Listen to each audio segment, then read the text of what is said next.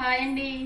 ఈరోజు పచ్చి రొయ్యలతో ఇదిగోండి పచ్చి రొయ్యలు ఆలుగడ్డ కర్రీ చేస్తున్నాము. ఎలా చేసుకుందామో చూద్దాం. ఓకే,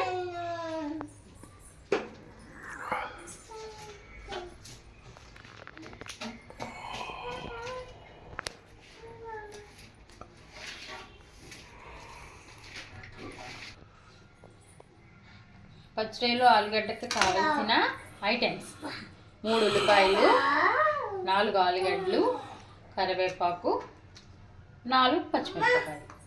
ఇందులో పచ్చిరొయ్యలు ఉన్నాయండి. మా ఛానల్లో పచ్చిరొయ్యలు ఆలుగడ్డ శనగపప్పు కర్రీ ఒకటి ఉంది. ఇది ప్రత్యేకంగా ఆలుగడ్డ పచ్చిరొయ్యలు కర్రీ. ఓకేనా? ఇది గ్యాస్ వెలిగించి కళాయి పెట్టి తగినంత ఆయిల్ పోసుకుందాం.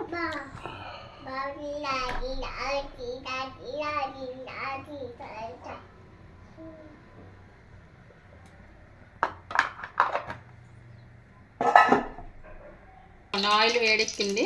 ఇందులో పచ్చిరొయ్యలు వేస్తున్నాను.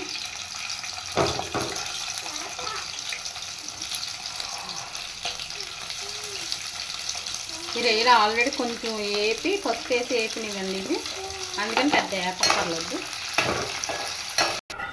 ఈ పచ్చిరొయ్యలు వేగిపోయాక ఈ గిన్నెలోకి తీసేసాను. వేరేగా తీసుకొని ఉల్లిపాయలు వేసుకుందాం. ఇప్పుడు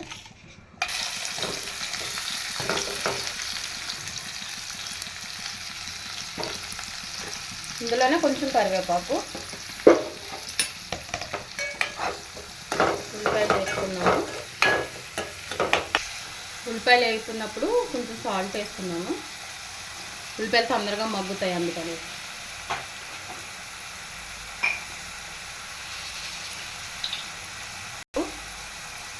ఇదిగోండి పసుపు తగినంత, అంటే పచ్చిరొయ్యలో కొంచెం ఉంది కదా. ఉల్లిపాయలు వేగేలోపు మసాలా తీసుకుందాం. దీంట్లోకి కావాల్సింది ఇదిగోండి కొంచెం జీలకర్ర, కొంచెం ధనియాలు, కొన్ని మిరియాలు వేసుకుందాం. ఎక్కువ వద్దు, కొన్ని. అయ్యో,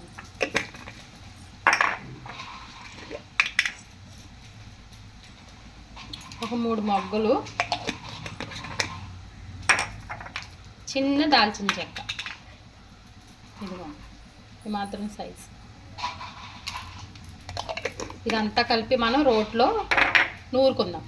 ఓకే, ఉల్లిపాయలు వేగినాయి చూడండి. ఇలా వేగిపోయినాయి కదా ఉల్లిపాయలు. ఇప్పుడు ఇందులో ఆలుగడ్డలు వేసేసుకుందాం.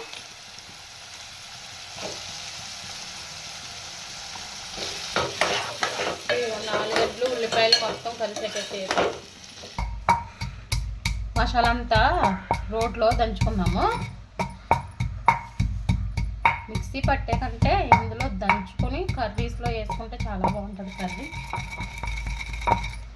చూడండి, మసాలా మా అమ్మాయి దంచేస్తుంది. దంచుతున్నావా? ఓకే, దంచమ్మా. ఇది 1 మసాలా నలిగింది. ఇందులో అల్లం వెల్లుల్లి కొంచెం ఇందులో వేసుకున్నాం. ఇదిగోండి ఆలుగడ్డ ఉల్లిపాయలు ఇలా మగ్గాయి కదా. ఇందులో 1 టమాటా వేసుకుందాం. ఒకటే టమాటా చిన్నది వేసి ఇది కొంచెం సాఫ్ట్గా మగ్గే వరకు టమాటా మూత పెట్టుకుందాం. ఇదిగోండి టమాటాలు మెత్తగా అయిపోయినాయి. ఇందులో పచ్చిరొయ్యలు వేసేస్తున్నాను. పచ్చిరొయ్యలు వేసేసుకొని కలుపుకుందాం మొత్తం.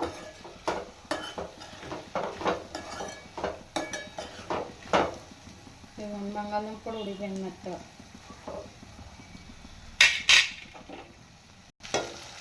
పచ్చిరొయ్యలు వేసాను కదా, 2 నిమిషాలు మూత పెట్టి మగ్గిద్దాం.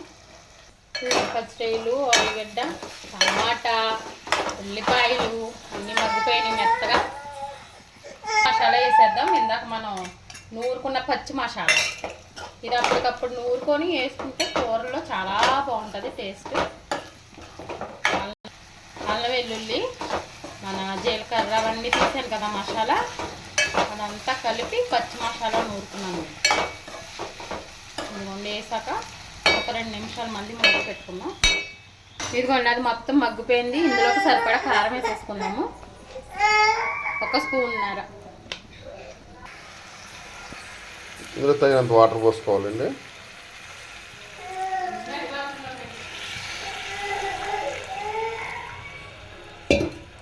అయిపోతుంది. ఫైనల్గా అయిపోయిందండి.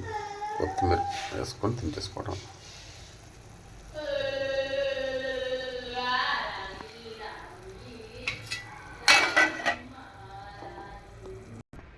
ఇదిగోండి కూర మొత్తానికి అయితే అయిపోయింది. దీని రుచి ఎలా ఉందో ఇప్పుడు తిని నేను చెప్తాను మీకు. ఓకే, కూర అయిపోయిందండి. టేస్ట్ చేసి ఎలా ఉందో చెప్తాను. ఓకే, మీరు ట్రై చేయండి. కూర అయితే చాలా బాగుంటుంది. మా సైడ్ ఎక్కువ వండుకుంటారు. మా అమలాపురంలో బాగా ఫేమస్.